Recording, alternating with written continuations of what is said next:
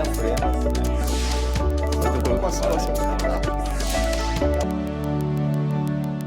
Olá, o programa Em Discussão de hoje está começando para falar de um assunto que todos nós em algum momento da vida já enfrentamos. O estresse. Até um certo ponto, é normal.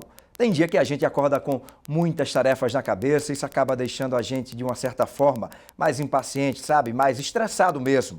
Mas até onde vai essa linha? Quando o estresse passa a ser, de fato, um problema que merece a atenção.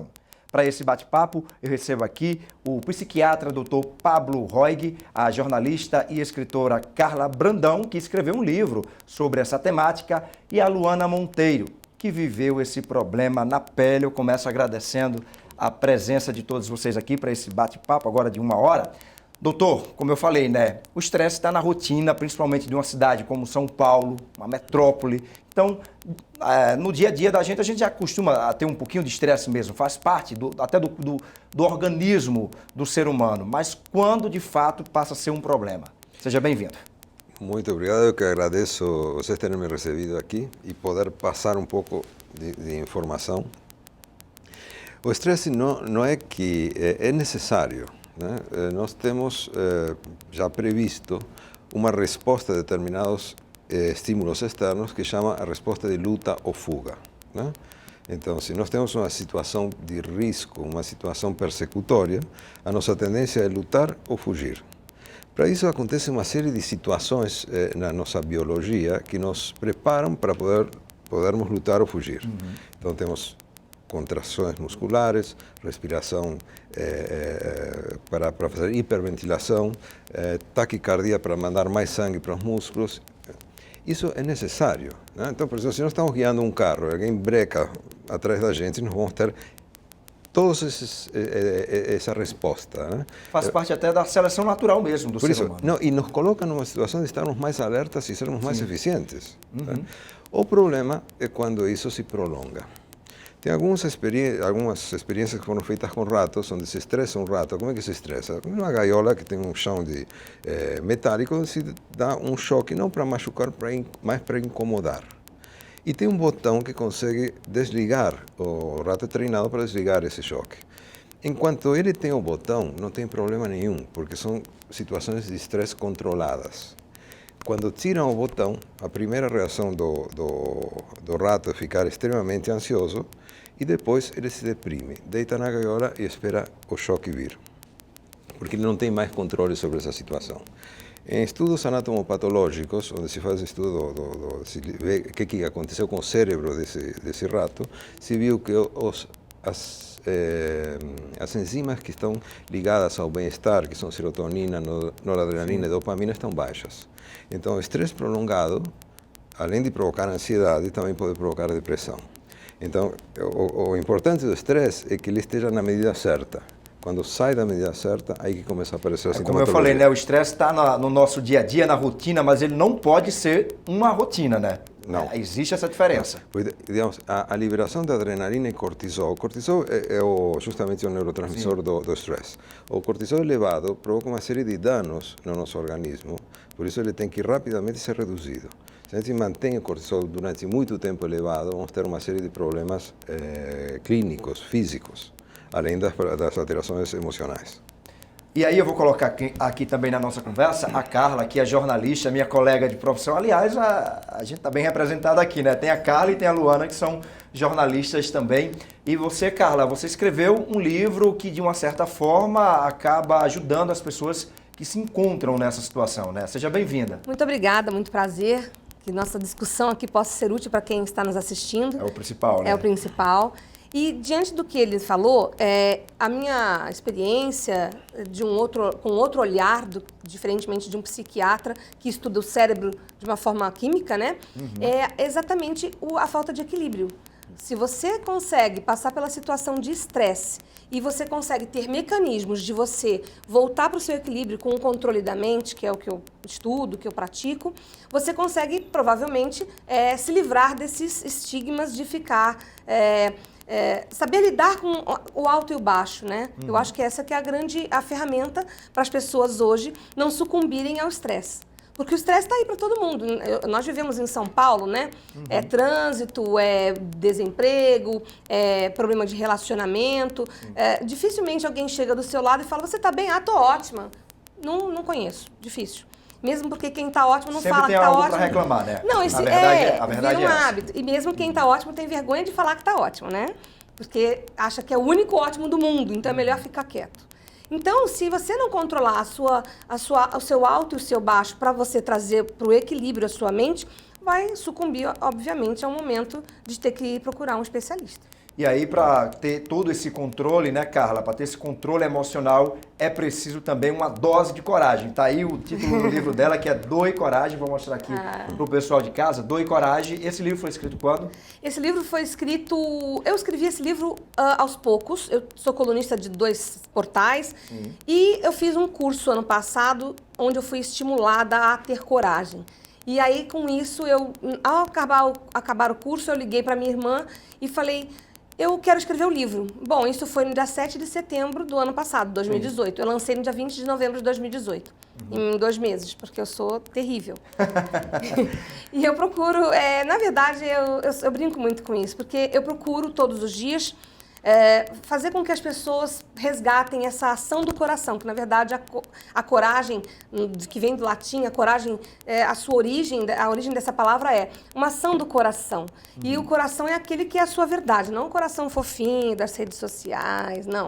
Então, se você resgata essa força que tem no seu coração, eu deduzo que seja isso de outra forma que o médico fale, a pessoa consegue encontrar a própria verdade, a própria força para superar por si própria, com ferramentas, claro, várias, que a gente vai conversar aqui nesse papo, para chegar ao momento de exercer e praticar a sua coragem. Não existe uma pessoa que tem sucesso e não teve coragem, eu não conheço. Tem que ter coragem, Desconheço. inclusive, para mudar, sair da zona de conforto em vários aspectos da vida, né? Sim. Luana, você passou pelo problema do estresse ou está passando ainda? Como é que você diagnosticou isso em você? Seja bem-vinda também. Obrigada. Eu conheci a Carla através de uma amiga em comum, bem no momento complicado da minha vida profissional. Eu tinha acabado de ser demitida e faltava um pouquinho dessa força interior que ela falou, que o livro dela retomou, né, isso em mim. Eu estava fragilizada, deixando um pouco de acreditar em mim mesma. Passei por muito estresse enquanto eu estava empregada. E a partir do momento que eu me vi desempregada, eu me vi perdida. Qual o próximo passo? O que é que eu vou fazer? Muitas vezes eu ficava deprimida, eu só queria dormir, chorar, enfim. E o livro da Carla chegou bem nesse momento, e ele é o meu livro de cabeceira, é o livro que eu leio toda vez que eu preciso ter uma Carla, força. faz assim aquele coraçãozinho assim agora pra quase ela, né? fiz, ó. Sempre que eu preciso de uma força interior, assim, para batalhar, levantar da cama, acordar cedo, ir na academia, cuidar um pouco melhor de mim. E o livro me ajudou muito nesse sentido. Isso muito me honra, porque ter a coragem também de botar algum conhecimento num livro e expor isso para a sociedade e você ser julgado, ter uma visibilidade outra, né, da que eu estava acostumada, também exige muita coragem. Tem a Carla aqui dentro desse livro, Muito uma da experiência ela pessoal? pode dizer, tem muito da minha experiência, tem muito dos meus aprendizados e dos meus desafios. Porque é muito fácil a gente falar do alto, do topo, e para um monte de pessoas sem ter sentido o que essas pessoas sentiram, e não necessariamente sentir, mas se colocar de uma forma empática para entender o que essa pessoa passa.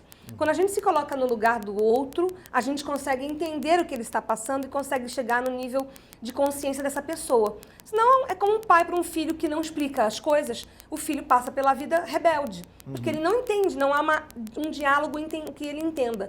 Quando você consegue verbalizar de uma forma que uma criança, por exemplo, para ficar metaforicamente explicado, e que essa criança entenda o que você está dizendo, que você se coloca e sabe o que ela está querendo, ela consegue mudar o comportamento. Metaforicamente é isso que eu faço no livro.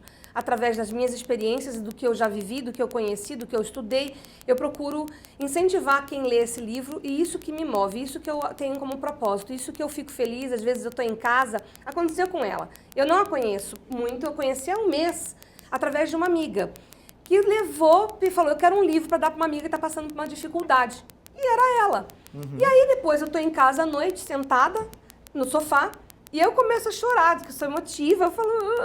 Aí eu vejo que ela postou nas redes sociais dela um agradecimento público sobre o livro. E eu fiquei muito emocionada, muito tocada com isso, porque eu falei, o livro cumpriu o seu papel, está cumprindo, não cumpriu, está cumprindo o seu papel. É claro que ela tem que praticar, né, que é um manual prático aí. A pessoa tem que praticar, mas se ela já tiver consciência do que tem, do que pode fazer, ela já consegue sair dessa situação e não precisar chegar no consultório do Dr. Pablo, né? Pois é, doutor Pablo, a Luana falou que, por exemplo, estava dormindo demais, sem estímulo. Quais são as características, por exemplo, de uma pessoa que está com esse diagnóstico de estresse? Muitas vezes ela não consegue se reconhecer, mas que alguém que está ao lado, quem está de fora vendo o problema, consegue enxergar melhor, alguém da família. Olha, tem uma variedade enorme de sintomas que fazem parte do estresse. Não é que todos os sintomas vão corresponder a um paciente, senão alguns têm mais tendência a ter um ponto onde atinge o estresse maior do que os outros. Mas a insônia, aumento da ansiedade, transtornos na alimentação, transtornos de conduta, depressão, alterações cardiovasculares, alterações na pele, são todos patologias que estão totalmente ligadas ao estresse. Por isso, Queda de cabelo também? Queda de cabelo também. Quando a gente pensa num paciente, sempre temos que pensar no paciente em forma muito ampla, né? O paciente tem características pessoais, tem uma interação com a sociedade, com a família, né? E tem uma biologia. Então, sempre o diagnóstico tem que ser um diagnóstico amplo, pensando justamente em dar ao paciente o que ele precisa. Por isso nós usamos a teoria do matching. O que é match? Match em inglês significa casar. Então você casa os tratamentos com as possibilidades dos pacientes. Onde entra tudo, entra a parte de psicoterapia, entra a parte que você faz, que é fantástico, né? Eu acho muito bom você poder dar um guia ao paciente para ter uma conduta mais adaptativa. Só que em alguns casos, por isso quando chega a mim, né, eu pareço um ogro aqui, né? Não, só nessa relação, é a última tábua, né? Não, estou brincando, mas quando chega a nós é porque já começa a ter algumas alterações importantes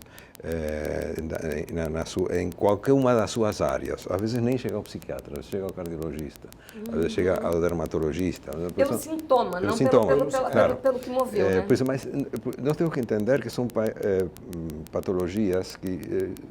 Eu trabalho muito com dependências químicas, nunca penso num diagnóstico puro.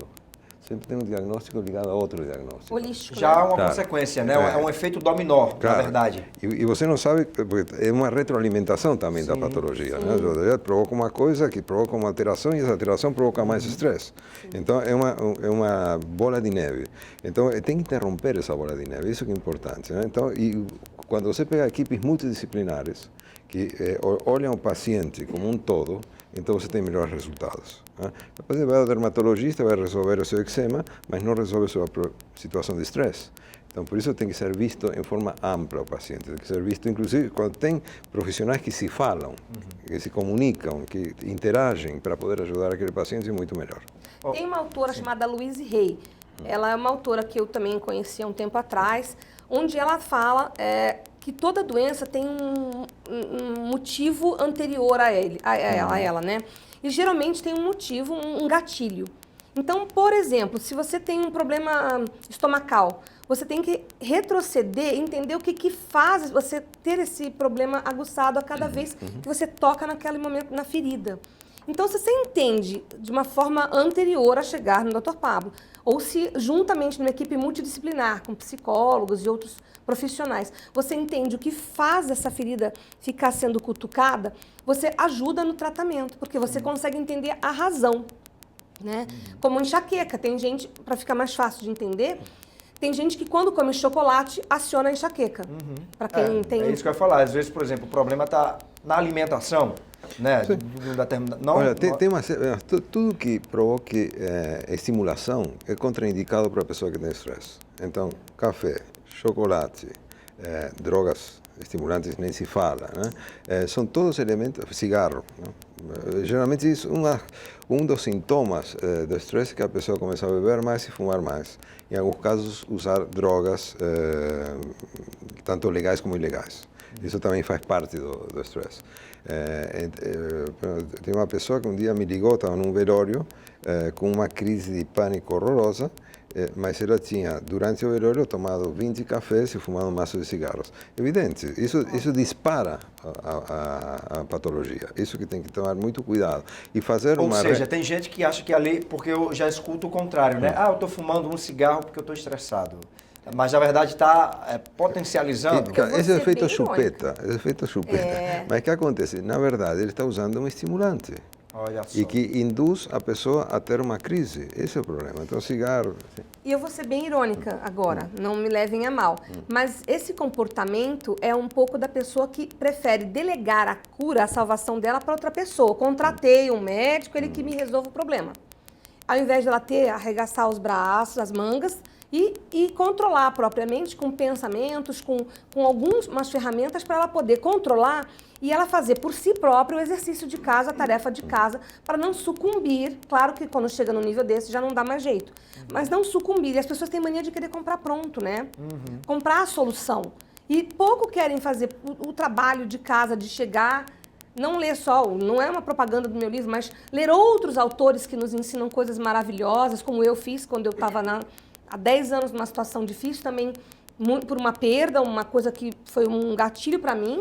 E então a gente tem que procurar outros universos e ter um esforço constante de controlar o que a gente pensa, o que a gente faz, o que a gente fala, porque senão a gente vai deixando ladeira abaixo. Você passou, Carla, por uma situação dessa de estresse intenso?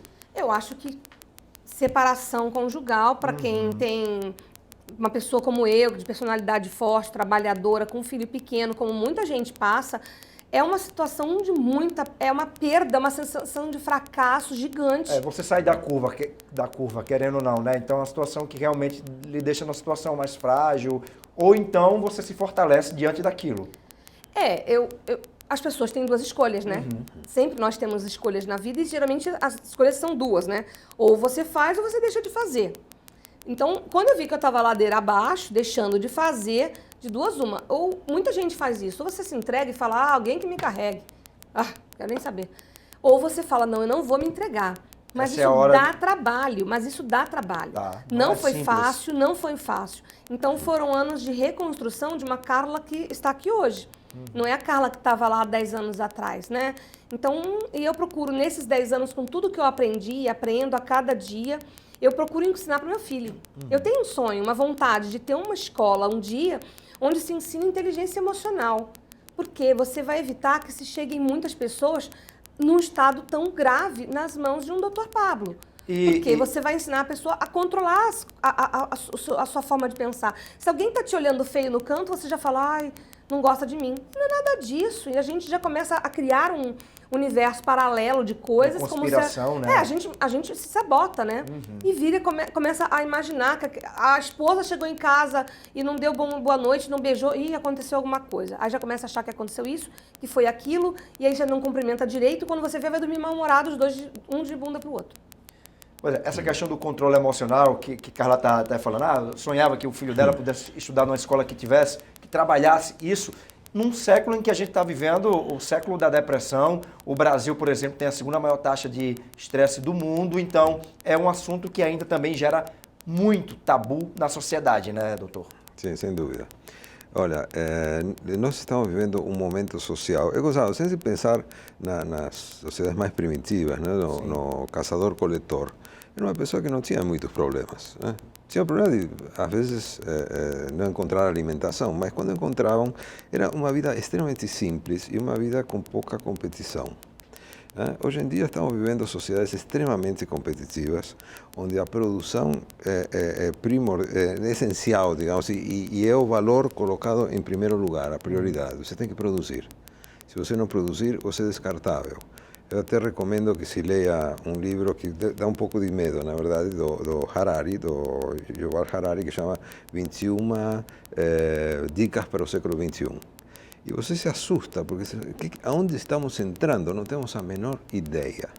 né? Quando se fala, por exemplo, de emprego, ele fala no livro claramente que as profissões agora vão ter 5 ou 10 anos, porque tem que se modificar e se reestruturar dentro da profissão.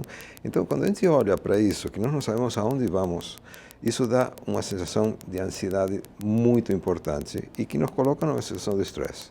Né? Nós não sabemos aonde estamos, aonde vamos. Eu tenho agora 68 anos. Eu me lembro quando saiu o fax, né? Que eu achava, isso aqui é uma maravilha. Né? Como é que eu vou escrever uma carta aqui e um cara na China vai ler a carta com minha letra? Isso, hoje em dia, é primitivo. Eu estou falando de que 30 anos? Sim. 30 anos.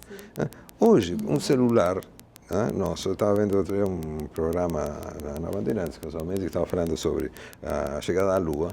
Se você pegar todos os computadores que levaram o homem à Lua, tem um poder 1000 vezes inferior a um celular que a gente usa no nosso bolso. Então, a gente se adaptar a tudo isso já é uma situação de extrema ansiedade. E realmente, o que Harari fala é que muitas pessoas que não vão ter acesso à evolução da biotecnologia e da informática, né, tudo que está sendo avançado, vão ser os descartáveis. O que acontece? Ser um descartável na sociedade é terrível. Né? É terrível. E muita gente está nessa posição de ser descartável. Então, temos que nos preocupar... Joga para baixo, né? Te puxa para baixo. Claro, e nós temos que preocupar justamente em que a sociedade vai fazer com isso. Né? Com esse avanço assim, de uma aceleração astronômica, onde nós não temos controle do que está acontecendo com nossas vidas. Fora que a longevidade está cada vez maior, né? Então, temos uma série de pessoas que estão ativas, bem de saúde e vão viver muito mais e tem que se adaptar a essa loucura tecnológica, né? Eu teria que estar aposentado já. Mas o senhor está arrasando, não tem 68 anos por isso, mas esse é o problema. Carinha de 50, né? Não, Me conte qual é o medicamento. Então, qual é o lugar que cada um ocupa? Esse é o problema. Fora que a robótica e a tecnologia está começando a ocupar lugar do homem nos empregos. Então, tem que... hoje em dia, por exemplo, tem que trabalhar a cabeça até para isso, né? Para isso, claro. Que lugar você tem, quem você é também, porque isso dá identidade também. Então, porque a ansiedade é excesso de futuro, como eu falo, e depressão é excesso de passado. Por isso que o livro se chama Manual Divertido de Viver o Agora. Porque viver o agora quase ninguém vive. Você pode dizer mais. Não sei. Eu queria, Luana, também entender um pouquinho assim, o que foi que desencadeou, se você consegue já enxergar isso também na sua cabeça, na sua mente, o que desencadeou esse estresse em você? Foi no ambiente profissional, foi no emprego, ou foi justamente após perder o emprego? Você consegue ter essa leitura hoje na sua mente? Eu já vinha num processo de estresse de trabalho, por trabalhar muitas horas, trabalhar até tarde. Eu vinha numa carga de trabalho excessiva.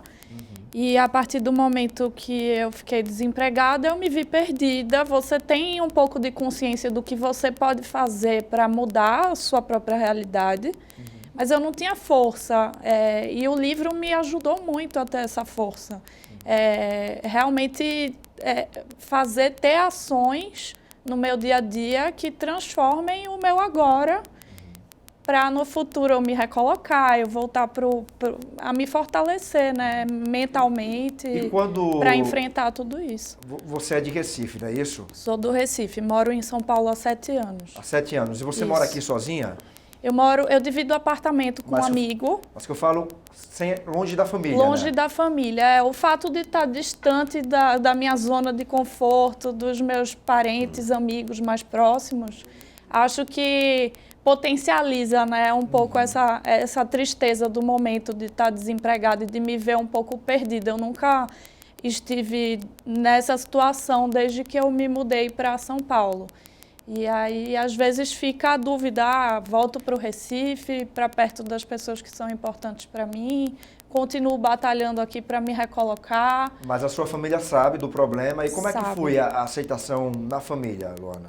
Eles me dão muito suporte, né? Fica sempre uma preocupação, porque eu tenho um irmão mais novo que já enfrentou depressão, já passou por tentativa de suicídio, uma questão um pouco mais grave do que a minha.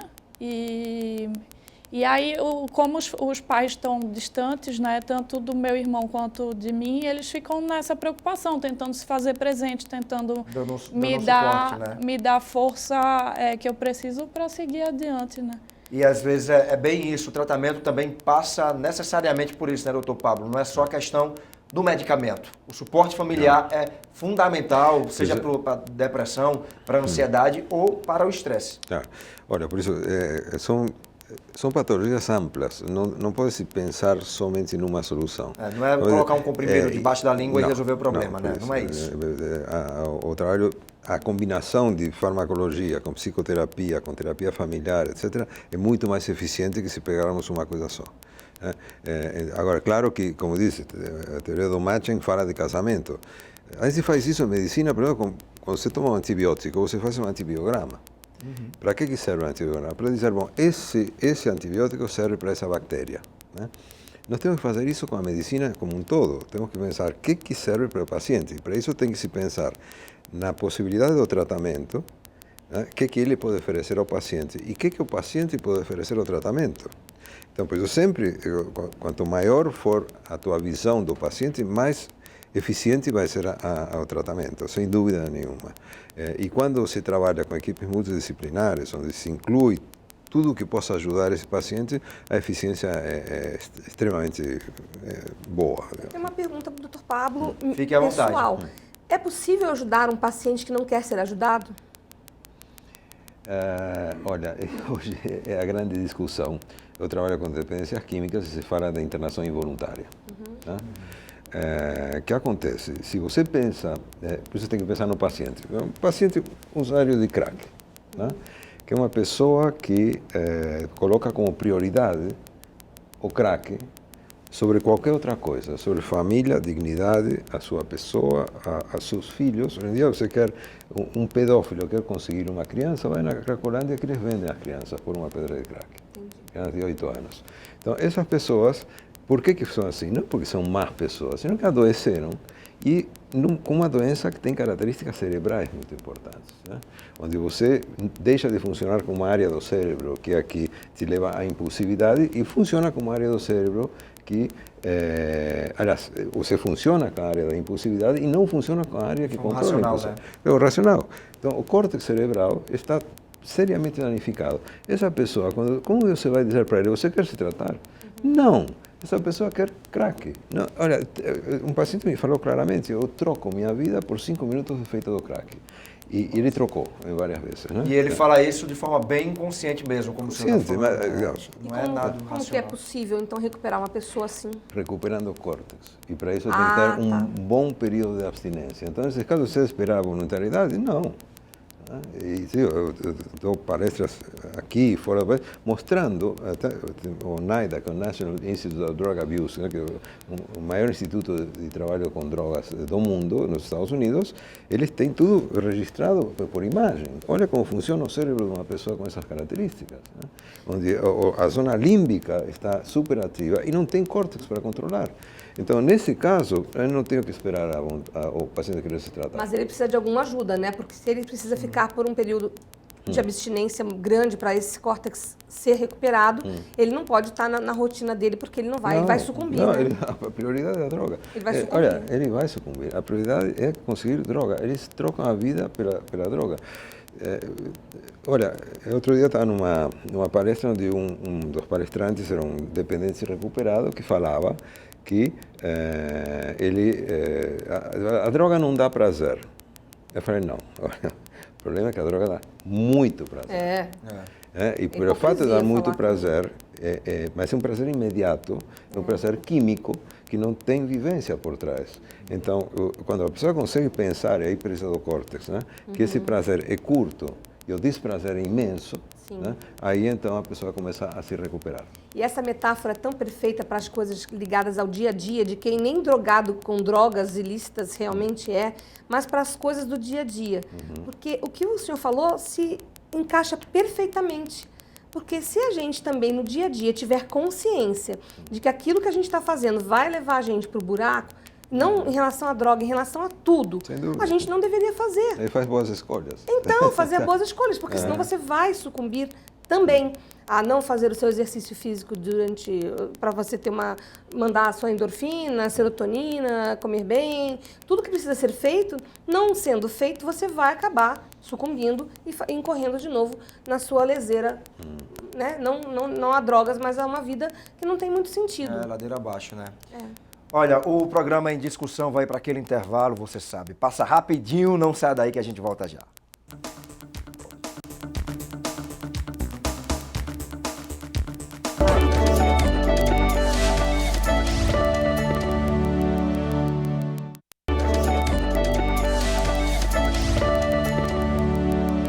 Muito bem, o programa Em Discussão está de volta. Hoje a gente está falando sobre estresse. Você sabia que o Brasil tem a segunda maior taxa de estresse do mundo? Nesse bate-papo, estou recebendo aqui no nosso estúdio o psiquiatra doutor Pablo Roig, estou recebendo também a escritora e jornalista Carla Brandão e a Luana Monteiro, que é jornalista e está vivendo esse problema na pele. Deixa eu voltar agora no nosso bate-papo, Carla, falando do seu livro. Ó, tem aqui Manual Divertido de Viver o Agora. Deixa eu mostrar novamente o livro da Carla. A linguagem, pelo que eu pude perceber, é divertida e simples, com um propósito, né? Exatamente. Nossa, você definiu muito bem. Muito obrigada.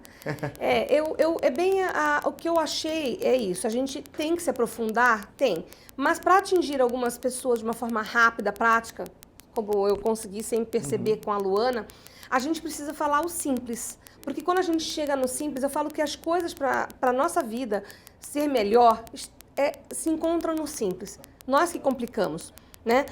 Respirar, por exemplo, é de graça, não é? Na hora que você estiver estressado, uma coisa fácil, barata, não custa e está à sua disposição de todo mundo é respirar. Se você respirar profundamente, na hora que você estiver querendo matar, esganar alguém, você respira profundamente umas 7 vezes. Até a quinta você ainda está querendo matar. Na sexta você já começa a falar, ui, você vira e responde, pois não, né? E aí é barato, simples e prático, mas a gente prefere um remédio rápido, um recurso químico talvez, ou outra coisa, ou prefere esbravejar e depois eu resolvo, e não faz a coisa simples. E eu procurei usar o simples como ferramenta que eu proponho para a gente conseguir chegar onde a gente quer chegar. O simples resolve. Outra coisa que eu falo muito no livro é agradecer. Aquilo que eu falo, ninguém agradece, não está ligado a religião nenhuma. Mas você já viu alguém do seu lado agradecer? Não assim, obrigada. Não. Agradecer. Então a gente está muito acostumado a sempre querer o que vem depois. Conseguiu hoje uma promoção, amanhã a gente quer outra coisa. A gente conseguiu agora, a fila do cinema estava gigante, a gente conseguiu o último lugar, daqui a pouco eu quero outra coisa. A gente nunca está satisfeito, é insaciável. E não degusta o momento agora. E é esse problema que gera tanta coisa. É muita demanda no celular, é muita demanda com a internet, é muita demanda com a competitividade, como ele falou.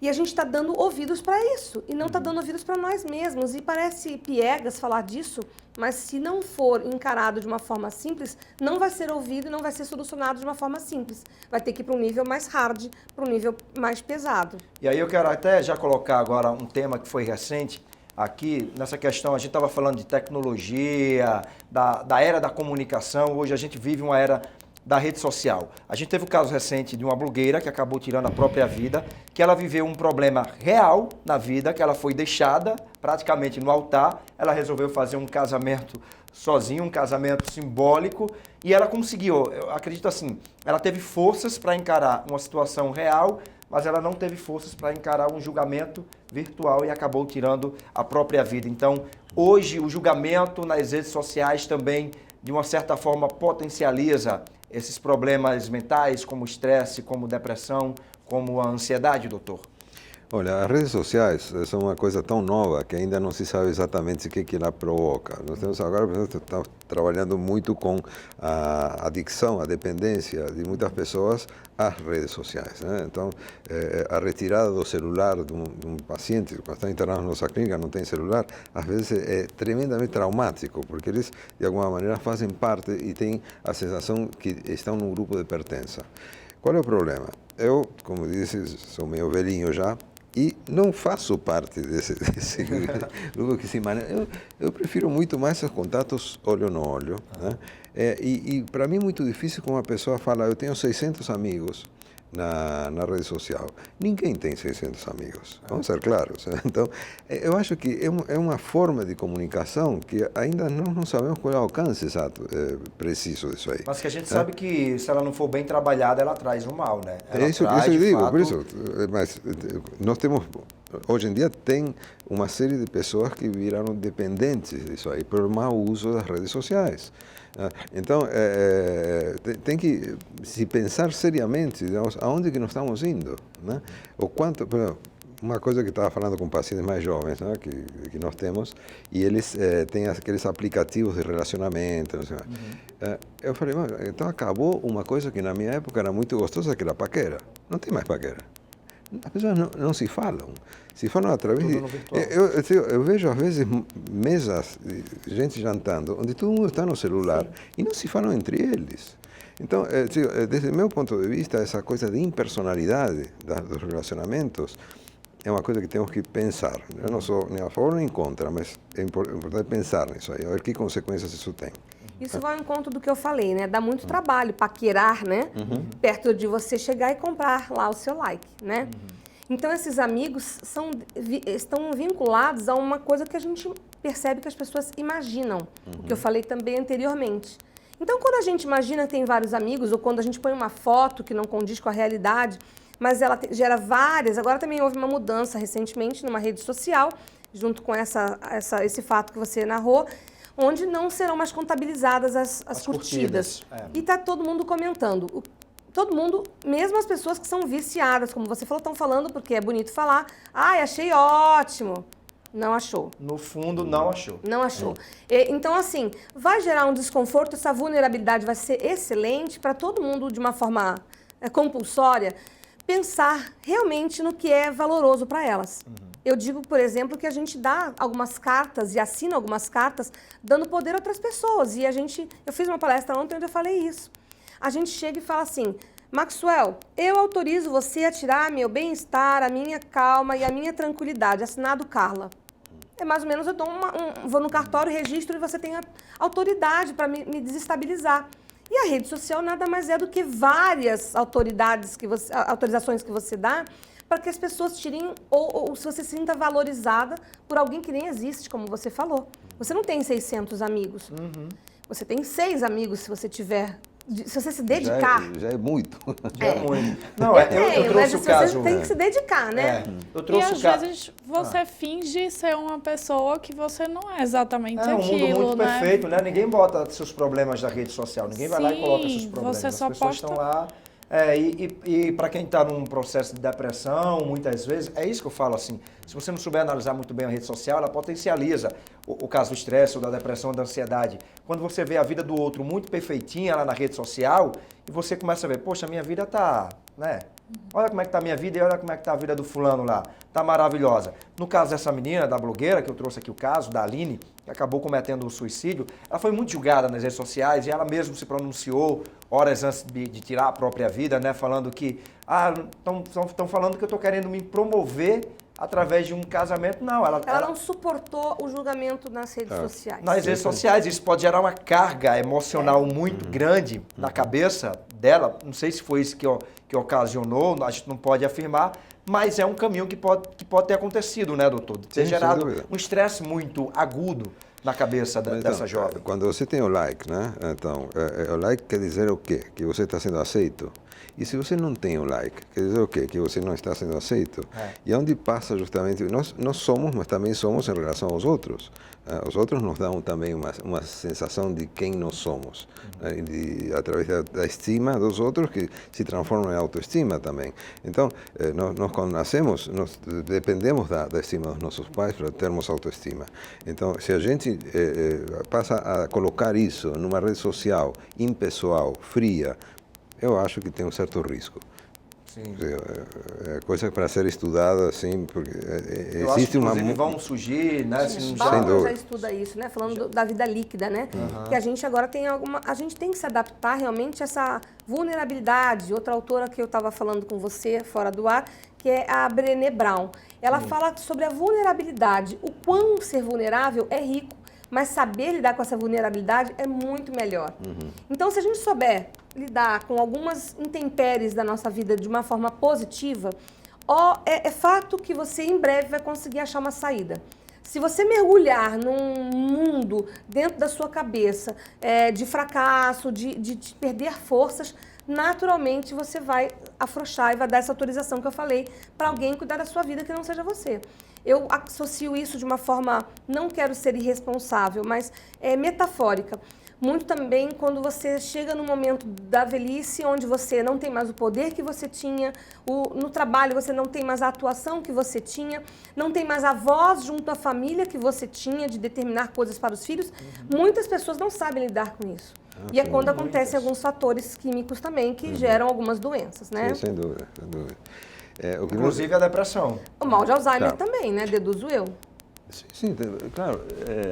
Digamos, nós temos uma deterioração cerebral natural. Né? Então, as pessoas vão envelhecendo, perdendo algumas funções.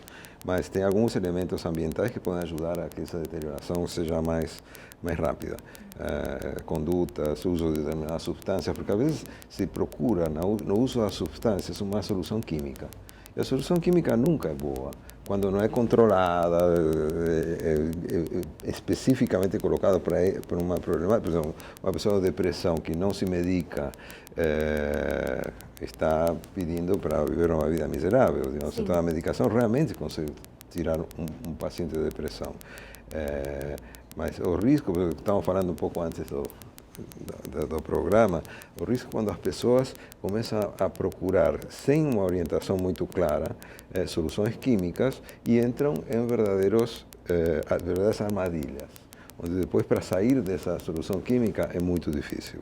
Ela não consegue, né? Ela entra num labirinto, né? Não, e potencializando, digamos, o seu contato com essa substância química, que em um determinado momento é totalmente, eu acho que quando eu falei para vocês se assustaram um pouco com a quantia, né?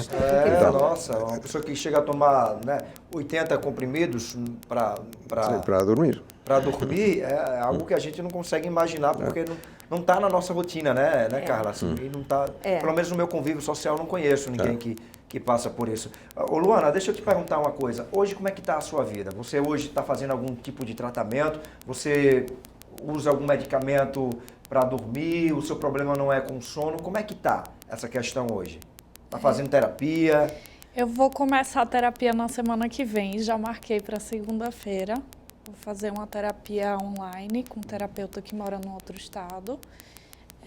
Para me fortalecer mentalmente e enfrentar tudo isso com positividade e buscar uma nova carreira, ter força interior para continuar batalhando, né? Através do livro da Carla, você sente que já sentiu assim um puxão que está tirando, não sei se você se sentia no fundo do inclusive, poço. o primeiro capítulo do livro, ela fala sobre que ela todo dia de manhã ela grita, Carla, tenha coragem. Então ela se estimula a ter coragem para realmente batalhar. Vou começar a gritar também. Mas eu botei no podcast, eu gritei, né? Sim. Eu falei, porque agora tem a questão do podcast também, que você está fazendo uns capítulos, é isso? Explica pra gente como é que tá nos podcasts, eu já estou no 4º episódio.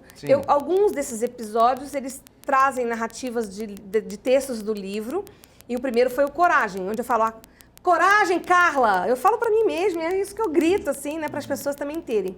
Depois eu também trouxe algumas histórias de pessoas. Tem uma história de superação de uma moça que foi o dessa semana que passou, que é ela teve câncer. E ela conta como que ela teve coragem para reagir e se curar. E é com essa coragem dos outros também que eu procuro levar essa mensagem para poder estimular. Então tem a vivência de outras pessoas que enfrentaram o mesmo problema aqui no livro, né? Ampliando o livro, ele traz outras histórias marcantes, que me marcaram, que me estimularam a levar para outras pessoas. Mas uma ressalva que eu quero fazer sobre o pensamento positivo que ela comentou, de que precisa, e todo mundo hoje está nessa moda de falar, de pensar positivo. Eu vou tentar explicar uma coisa. Não adianta pensar positivo somente, tem que sentir positivo. É muito necessário que a gente pense, fale e haja com a mesma sintonia. Porque não adianta eu falar para você, fazer uma lavagem cerebral e falar, pense positivo. Não vai mudar a sua vida em nada. Muitos estudiosos, Napoleão Hill é um estudioso antigo, ele fala que o principal é você sentir isso. E você tem que querer também, ó. Não é agir, eu quero, é eu né? quero. Eu quero. Né? Esse foi o segundo podcast, na voz do Delfos Fonseca, que é um locutor que tem uma voz lindíssima. E é isso, você tem que querer. Eu falo que não adianta tentar. Tentar não leva a lugar nenhum. Eu sou bem prática. Quem me conhece sabe. Tentar, eu vou tentar melhorar. Você já viu alguém que fala que vai tentar, vai conseguir? Não. Você vai fazer lá, né? Você vai encarar e vai... Eu vou encarar. Que nem encarar. você, que você estava me contando, que você saiu do seu estado e veio encarar aqui. Olha onde você está. Então, por isso que eu admiro as pessoas que têm coragem. E quem está querendo resgatar essa coragem, como a Luana, eu admiro também. Porque ela está numa trajetória de subida novamente, né? E aí ela está querendo, ela está se esforçando, ela está lá puxando a corda, né? No caminhar dela e eu estou tentando empurrar, né? E ele, com os pacientes dele, a gente ajuda. Mas essas pessoas têm que introspectar, que não adianta pensar positivo, tem que reunir forças com o sentir também. Se você não se sentir vitorioso, Napoleão Hill fala isso. Se você se sentir um derrotado, você vai ser um derrotado. Por isso que tem muitas pessoas que você olha de uma forma brincalhona, uma mulher linda com um cara horrível, por exemplo, só para dar risada aqui. Você fala, como foi possível um negócio desse? Provavelmente porque ele nem ligou que ele falava que ela era feio. Ele teve coragem de chegar para a moça e falar, oi, vamos paquerar, e paquerá-la, né? E funcionou, porque aí ela conheceu a essência dele. Agora, se a gente acreditar que a gente é feio, que a gente é isso, que a gente é aquilo, você não sai do lugar. Então é o sentir que é importante. Todos os dias, quando eu acordo, e é de verdade isso, eu falo, coragem, Carla. Porque para todo mundo acordar... E no livro você também fala, né? Sinta, né? Sinta. Na dúvida, sinta. Na dúvida, sinta. Exatamente. Você é seu próprio guia, vamos dizer assim, quando você está equilibrado, né? Senão você dá atenção para os outros. Aí você vai falar com a tia, com a avó, com a irmã, como eu fiz quando eu me separei. Que eles querem dar amor para você, mas não resolvem o seu problema. Porque você não consegue nem verbalizar qual é o seu problema, para começar, né? Você só chora, só reclama, só fica se sentindo à margem da sociedade, como foi falado aqui. Então, para você se reinserir, você tem que acreditar e sentir que isso é possível. Senão você não sai dessa margem, dessa situação marginal tão facilmente. Doutor Pablo, e o que a Luana fez agora, por exemplo, próxima semana já vai estar começando aí uma terapia, buscou a ajuda de um profissional, não é só um passo, é um passo muito importante dado, né? Sem dúvida. Olha, é um passo importante e o que tem por trás a ideia de que a vida pode ser melhor. É isso que é importante, né? Não se deixar vencer e se acomodar na autodenigração. Né? A pessoa tem que acreditar que a vida pode ser melhor. Voltando ao tema das dependências químicas, por exemplo, o dependente químico acha que a única possibilidade que tem de ter alegria é através das drogas. É usando a droga. E como é imediato, é muito difícil a gente falar para isso, olha, você pode ter prazer, não tão intenso, mas com melhor qualidade, mas ao longo do tempo. Então, quando realmente a pessoa interrompe esse processo, que é um projeto de morte para ir para um projeto de vida, eu acho que essa é a grande mudança. É aí que quando você consegue receber ajuda e consegue fazer com que as coisas que você projeta digam que a vida pode ser melhor. E isso que é importante. Boa sorte, você vai dar certo com certeza. Só já está aqui com a gente, né, Luana, participando desse bate-papo, contando um pouquinho da sua experiência. Isso já mostra que você está fortalecida, de uma certa forma você não está batalhando contra. Batalhando contra, não está a Luana há um mês. Sim, não. É o que a gente estava comentando. Eu posso optar por ficar deitada, chorar, e eu posso optar por levantar, acordar cedo e me mexer para tentar ser feliz e tentar ser positiva e enfrentar todo esse problema do desemprego com positividade, né? E acreditando nos meus potenciais para realmente transformar o meu futuro, né? O Brasil tem hoje mais de 13 milhões de desempregados. Essa crise econômica que a gente ainda não conseguiu sair, que a gente está enfrentando, doutor Pablo, também pode explicar o aumento na ansiedade, o aumento do estresse no dia a dia? Sem dúvida, né? Quando você tem uma situação instável, você não tem onde se apoiar. E isso que, lamentavelmente, o nosso país aqui está oferecendo para as pessoas. Instabilidade, incerteza. Né?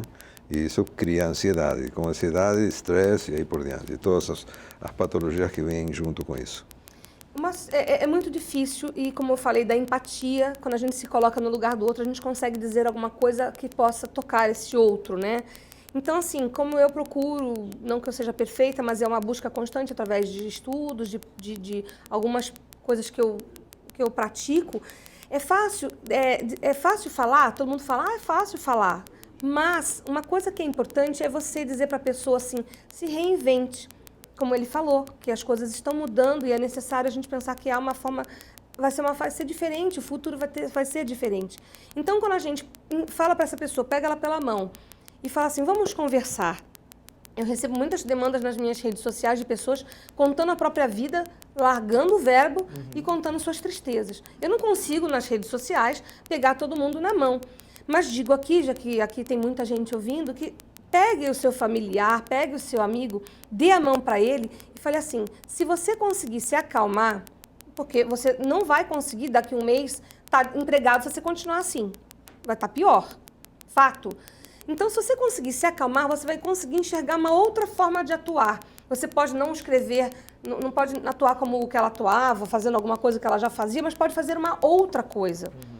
Em última instância, eu recomendo para as pessoas, até para as pessoas mais velhas, eu falo isso para as amigas da minha mãe, vá fazer alguma coisa social, vai ajudar alguém numa instituição filantrópica, vai fazer uma ação social. Domingo agora eu vou fazer uma ação social num asilo de idosos, por exemplo.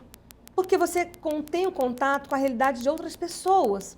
E você vai ter que doar sua coragem para outras pessoas que estão numa situação pior do que a sua. E você vai repensar essa sua sensação de fragilidade, de impotência, de tristeza que você se encontra, entende? Entendo, perfeitamente. De fracasso. O fracasso, ele é ilusório. Você tendo a força do seu pensamento, a força do seu sentir, a gente consegue visualizar novas possibilidades. Se a gente começar a se entupir de remédio, se a gente continuar se entupindo de ilusão, se a gente continuar se iludindo de virtualidades da vida líquida, não conseguiremos. Então, você tem aquela bifurcação. Você pega pela mão essa pessoa e mostra para ela que ela tem esse caminho. Qual que você quer seguir? Esse é mais fácil, mas eu vou ter que cuidar de você. Ou vou ter que te levar para um médico. Esse é mais difícil, você vai ter que pegar e fazer força. Aí eu pergunto o seguinte, a gente tem esses dois caminhos. E quando ela não vai junto com você e quando ela não vai também para o médico, o que é que a gente faz? Ele não pode viver a vida dos Porque outros. acontece que as pessoas estão paradas. Assim, nós oferecemos nossa ajuda, né? Mas não podemos viver a vida dos outros. Com respeito à insatisfação, eu acho que a insatisfação é uma condição humana. Né? As pessoas sempre estão, porque nós temos, dentro da nossa instância psíquica, tem um ideal do ego que diz o que nós deveríamos ser. Então, aí, dependendo da distância que tem entre o que nós somos e o que nós deveríamos ser, é que nós temos, às vezes, uma responsabilidade, uma obrigação tamanha que leva a gente a ter mais estresse, mais ansiedade, mais estresse, porque nós não conseguimos ser o que deveríamos ser. Então, agora, nunca vamos ser exatamente e nos vamos conformar, porque pela condição humana e a evolução depende disso, que eu tenha sempre que querer uma coisa a mais. Então, eu acho que uma das funções, né, é ajudar a pessoa a entender, a colocar isso no devido lugar, né? Que não pare, que não seja um conformista, mas também que não seja uma pessoa permanentemente frustrada por não ser aquilo que deveria ser. Então, esse equilíbrio é que faz com que a pessoa possa avançar sem adoecer. Perfeito. Nossa, perfeito. Sobe som, acabou o programa. Tô brincando. Eu acho que é importante saber escolher as pessoas que estão ao seu redor também, né? Se afastar de quem te faz mal, se aproximar de amigos, de pessoas que realmente te deem força. Você... Isso Mas é muito não importante. que o por outro isso que eu solucione o meu problema, né? Você que tem que agir realmente, mas se afastar do que te faz mal, de pessoas que te fazem mal, eu acho importante. Sim, são as escolhas da vida, né? Sim. O nosso programa está quase acabando, você acertou no tempo. Só para aqui no meu vídeo que a gente está quase acabando o programa, mas deixa eu te perguntar uma coisa, doutor Pablo. O estresse hoje ainda é, ou nem sei se sempre foi, é um problema mais notado nas grandes cidades devido à correria, ou não, isso também na pequena cidade, numa média cidade? Não, Cidade quanto médio mais porte. exigências você tiver, mais possibilidades de estresse você vai ter. Então, as grandes cidades são cidades de alta, não somente competitividade, senão frustração. Eu, cada vez que tenho que pegar um trânsito que eu faria em 8 minutos, mas se eu faço em 1 hora, eu fico estressado. Não tem como você ultimamente não ponho rádio, música. Numa É o meu podcast agora. Vai lá e eu mando o link para o senhor. Está na minha rede social lá. Mas evidentemente, são situações que vão usando o nosso tempo. Eu acho que o melhor que nós temos na nossa vida é o nosso tempo. Quando o nosso tempo é desperdiçado dessa maneira, sabe? Claro que é uma situação que vai promover mais estresse, como outras coisas também que acontecem. Né? Tem aumentado a procura nos últimos anos de pessoas buscando ajuda por causa do estresse e da ansiedade nos consultórios de psiquiatria? Sem dúvida. Porque o estresse provoca uma série de outras patologias psiquiátricas. Então, nós temos sim, aumento de depressão, aumento de síndrome de pânico, muito, né? Quadros de ansiedade que está ligado à síndrome de pânico, né? E uso de drogas, sem dúvida. Bom, nosso programa está chegando ao final. Eu quero agora que vocês façam as considerações finais. Carla, o seu livro, para quem ficou interessado, vou mostrar mais uma vez aqui, Doe Coragem. Pode falar rede social? Pode, fica à vontade. Então, no Instagram é mais fácil de me achar, porque é mais instantâneo, né? É Carla Brandão 11, só isso, Carla Brandão 11. Aí pode mandar mensagem, eu explico, tem sempre lá alguma orientação. E lá também tem os links do podcast, que são coisas gratuitas, que é onde a pessoa pode ouvir alguma mensagem útil para o dia dela. E para finalizar, eu falo que o verbo do século, para mim, é o compartilhar. Por isso que o livro ele tem todo tracejado no canto esquerdo dele, onde as pessoas podem tirar as páginas, pode dar para alguém da família. Eu tenho uma amiga que deu para uma pessoa que trabalha na casa dela. Então, você pode botar na geladeira, levar para o trabalho. E eu acredito bastante que esse assunto sendo discutido aqui vai levar para alguém, que se for útil para alguém, já valeu a pena. A gente já cumpriu a missão do programa, né? Sim, é muito bom. Doutor Pablo, Carla, Luana, obrigado, viu, pela participação de vocês aqui no nosso programa. Olha, o programa em discussão de hoje vai ficando por aqui. Lembrando que você pode rever o nosso programa a qualquer momento no nosso canal no YouTube. Até a próxima.